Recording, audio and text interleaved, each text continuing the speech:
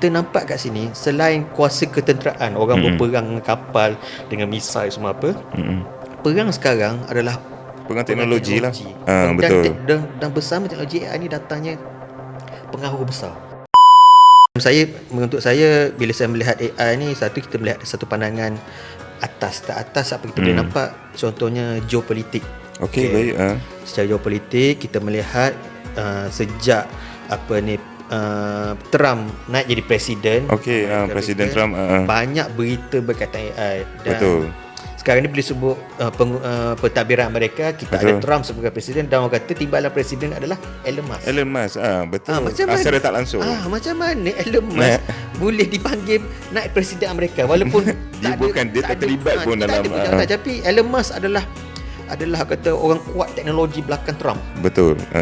Dengan sekalian dengan ChatGPT Ant-Man, OpenAI punya company kan. Betul.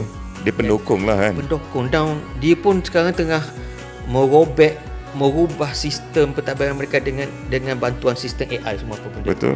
Benda ni ada juga negatifnya dekat US pun ada juga orang menentang. Betul. Tapi satu kita nampak, lepas tu kita dengar pula berita daripada China. Dengan kehadiran platform-platform AI daripada China yang teknologi developer AI, contohnya macam DeepSeek, dia punya claim dapat buat 100 kali ganda murah daripada OpenAI develop ChatGPT. Betul. Dan kita nampak kat sini, selain kuasa ketenteraan, orang berperang dengan kapal, dengan misai semua apa, perang sekarang adalah perang teknologi lah. Betul. Dan bersama teknologi AI ni datangnya pengaruh besar. Betul. Macam kalau penonton biasa faham, AI ni dia cerdik tak cerdik, dia berdasarkan database. Okey, kumpulan data tu lah. Database pula bermaksud kumpulan data yang macam mana. Okey. Contohnya lah macam kat kita pun, PMX kita mahukan researcher kat Malaysia ni, kita buat database AI kita sendiri. Betul. Kenapa?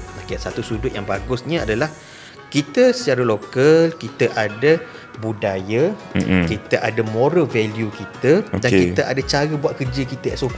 Cara tersendirilah Malaysia punya ways lah. Paling simple lah.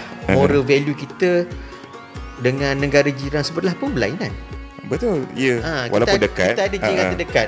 Bawah kita ada Singapura, atas kita ada Thailand. Betul. Lain tak? Betul. Kalau memberi salam pun lain. Betul.